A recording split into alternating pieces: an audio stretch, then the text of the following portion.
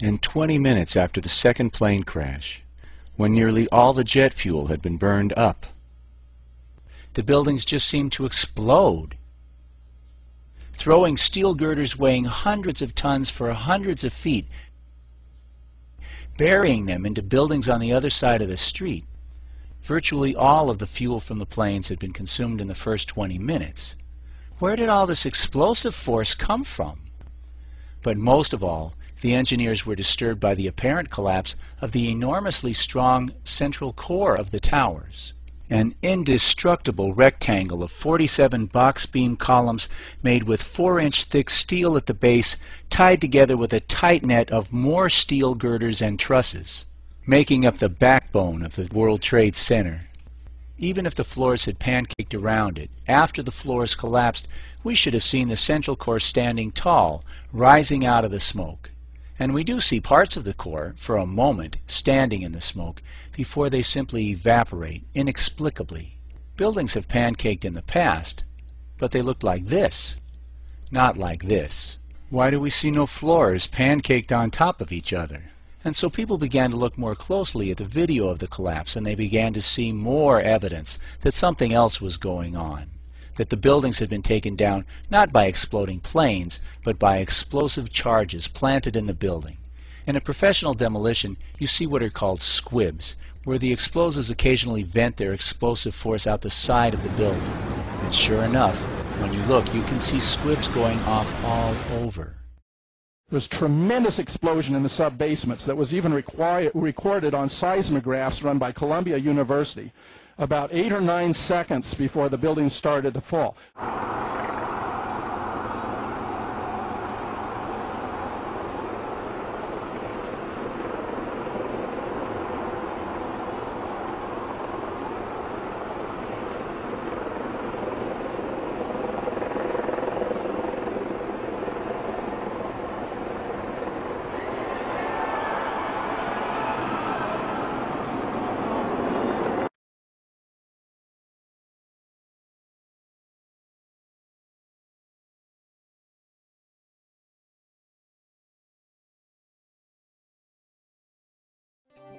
The seismic record from Palisades, New York, as published in the FEMA report, indicates massive peak signals of short duration, typical of high-velocity military weapons-grade explosives, that registered 2.1 and 2.3 on the Richter scale. These are 15 times larger than the plane impacts and huge fireball explosions. Collapsing debris can be seen forming a tail signal, similar in scale to the impacts, following the explosive peaks that run off the bottom of the chart for the North Tower. Evidence for controlled demolition is confirmed by a 3D seismic fingerprint. The computer demolition program produces similar timing in the seismic signals, as we can see by overlaying the data from the North and South Towers. The seismic data form a close match even though the collapses were very different, indicating that the peak signals represent the destruction of the 47 steel box column internal support framework at the bedrock foundation. The peak signals occur at the beginning of the collapse for both the North and South Towers, before debris has hit the ground, confirming that high-speed explosive events were responsible. A high level plus short duration gives us an energy wave pulse traveling across the water in a direct line of sight 1.8 miles to the camera at Frank Sinatra Pier.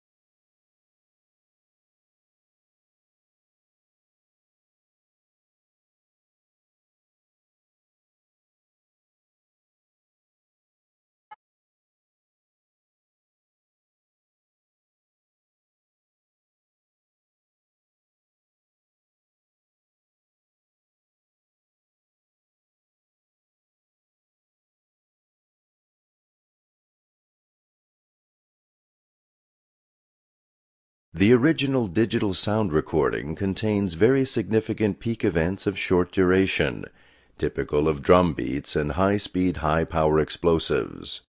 The first massive sound peak at -17 seconds is followed by clouds of smoke and dust rising from the base of the tower. An internal and cascade series of sharp peaks are also evident before and during the tower's fall. I did pass through a couple of parks and on some of the streets, and before, when I reported about an hour ago, there were people at their gas pumps who turned to look at the smoke that was coming from the city. Folks stepping out of bodegas and stores to look. Now people are gathering in large groups. In fact, in one corner, I saw a group of people actually holding hands and praying. As I stand on the Manhattan Bridge, which is closed, it is open to pedestrian traffic. Some people are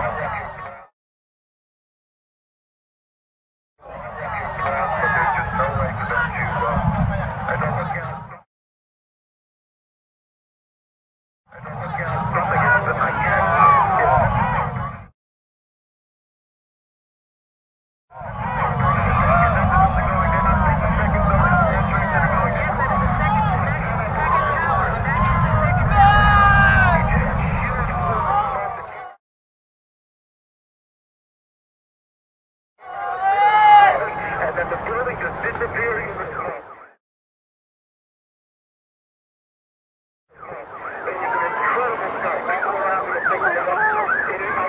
describe it. It is one of